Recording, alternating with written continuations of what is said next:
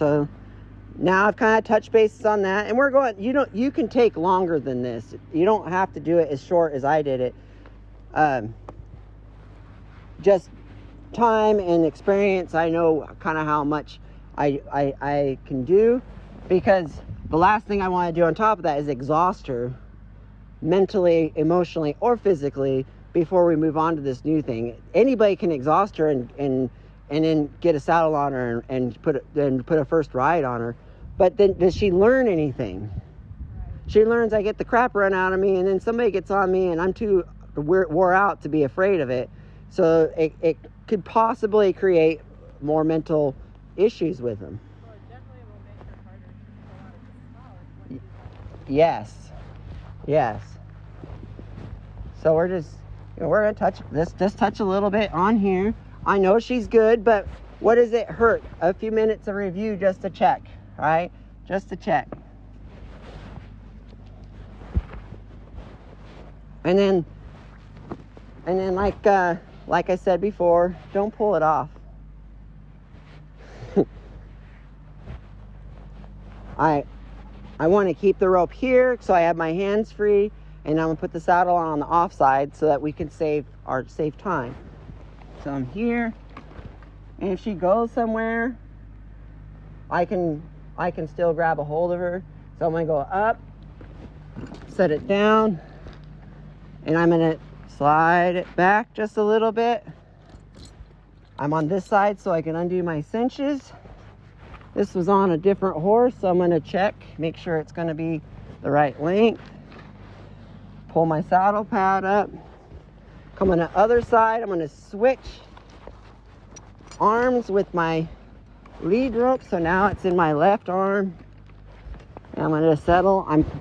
I always feel like I'm on a time crunch from this, so I want to work quickly, but I want to work efficiently and correctly. I'll set my breast collar on her withers, put my stirrup up, grab my cinch, and I'm not going to just cinch her up. I'm going to pull it up tight, kind of squeeze it on her just a little bit and see what her body does if she stays relaxed. So I'm just going to, I know I'm on the wrong side, but I'm just here, I'm making it snug, but I'm not tightening it right off the bat because I'm not committed yet. If before this goes in here, if I just tighten this and just check her out, if she starts to hump her back or pin her ears or something that goes sideways, I know that I got to take a step back. So now, oh, we didn't use the rear cinch last time either, so we might have some fun there. Oh, what is going on here? So somehow this thing's all twisted. So we'll fix that. That twist cost me valuable time of where she's at mentally. See, now we got a little bit of impatience coming on. So now I'm just going to snug it up. I'm going to watch her body and what's going on there. And then now I'm committed. So I need to get this on here because I'm committed. This saddle is pretty much attached, right? Pull my stirrup down. I'm going to hand my breast collar to myself.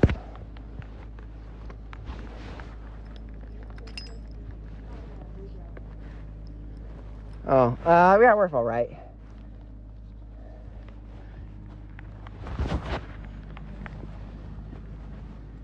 Now, technically, as soon as that guy snaps on, so now technically I'm pretty safe. This breast collar is a little bit loose, so I'm going to come over here, tighten it up one notch because she's kind of small in the front. And normally I wouldn't let them look around a whole lot, but I know with this particular horse I'm okay.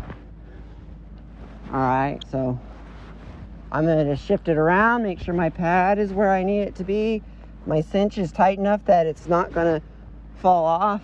And now we're going to add our rear cinch, which we didn't do last time. And this is going to be where she gets pissy when we turn her loose, because I want it, I don't necessarily need it tight, but I want it snug. I want it touching her as much as possible without too much pressure on her to cause her to want to buck. I want her to just be comfortable with it. So this is a little bit looser than I'd ride, but it's not hanging down. And then if she does buck or she does bunch up, where it gooses her. Okay. So now my tools are on the other side of the horse. So I'm going to step on the other side of my horse here. And then I'm not going to pick up the tools right away. I'm just going to see if she'll walk for me. Okay. So as she walks by, because my tools are next to me, if I really feel like I need it or she came apart and was bucking, I can actually come over and reach down and pick it up. Yes, I take my eye off her for a minute, but the thing is that there. So we'll just let her work through it. Here.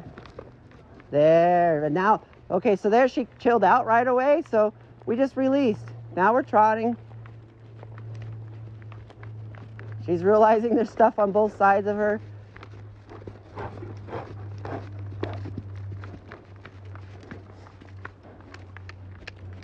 The main thing here is I don't want her to stop. I want her to keep moving. I don't want her to move on top of me. All right? This is where the groundwork's really important, that she moves away from you. But the moment she kind of just trots around here, or she's not completely falling apart here, she needs a release for that, right? I don't want her to stop. Now she's licking and chewing. I want her just to chill with it, just be okay with it before I ask anything else. So give her a minute here, and I'm going to look for her movement to change, her head to come down. I'm going to look for her to show me some signs that she's a little more comfortable. Is she going to be perfect? No. But if she's all bunching up and her tail's tucked under and she's just a mess, then there's no sense me asking her to canter again. Okay? There, she's like looking, chewing. She's loosening her mouth a little bit. So now we're going to ask again. Just, there's a nice bigger trot. I'll take that from her right now. Okay? Yes. So then,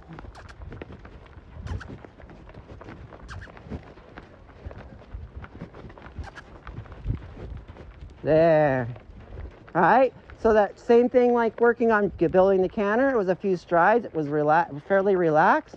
We'll take it. I'm not going to force her to stay in the canter. And then we'll do it again.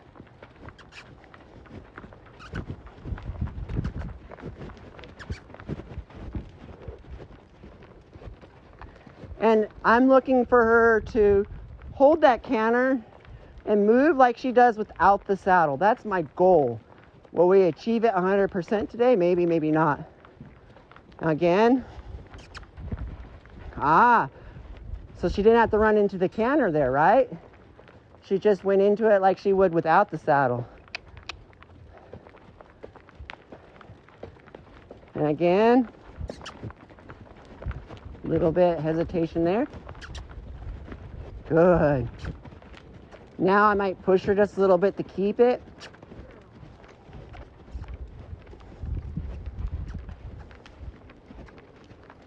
There. So now we'll give her a moment there. I think the chrome stirrups really throw her for a loop, because they're flickering at her and flashing at her. So we'll come around this other way.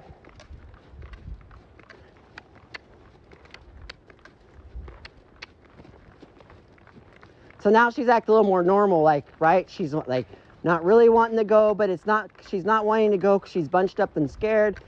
She's acting a little bit more like her normal self. Ask her for the canter again.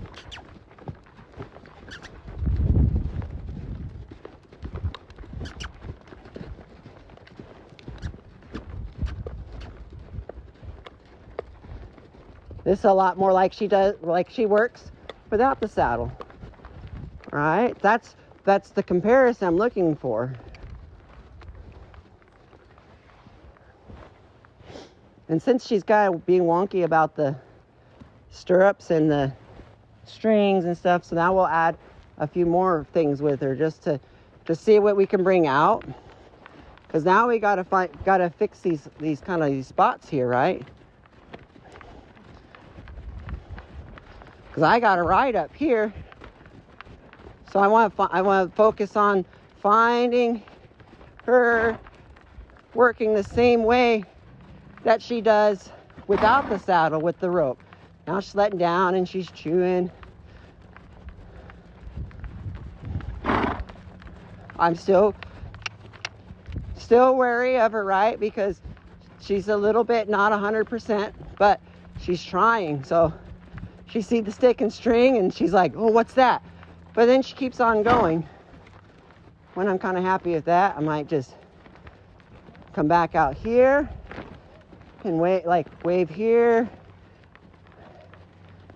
And so see, and now the energy level is coming down. She's even being more mellow and normal. Work on the other side.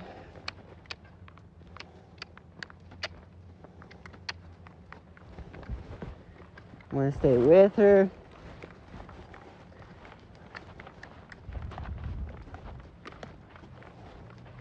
Yes, there you go. Yeah, good.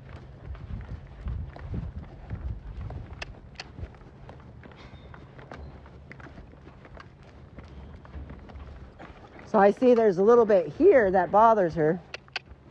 So we're going to touch bases here. So I'm going to tap that flag with the stirrup a little bit and move it if I can. If not, I can use a stick and string for it. But until then, I'm just using the flag, which I know this horse is prepared for. I wouldn't do this with a horse that hadn't been using a flag, because that would cause a whole nother can of worms. Switch directions. And I'm not bringing that flag down till she's moving. If she's standing still and there's anything bottled up in there, that flag's going to cause her to kind of erupt.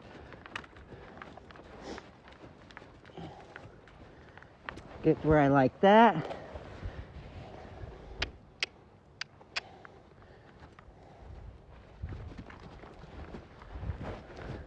This is what I like about the stick and string. Now she's moving. I can move this stirrup out while she's moving here. And look, see what I have for a reaction, right? Sometimes you can tie ropes on there and use two hands. I'll pet her. We're going to switch directions. Not let her step over the flag, because if the wind picks up, then it picks it up under her feet. We might find ourselves in a whole nother situation. And I don't like attaching too much to them. See, now the stirrup's not a problem, right? It was just one time. She looks a little sideways at it, but nothing that's not like manageable. Like just a little more repetition won't change.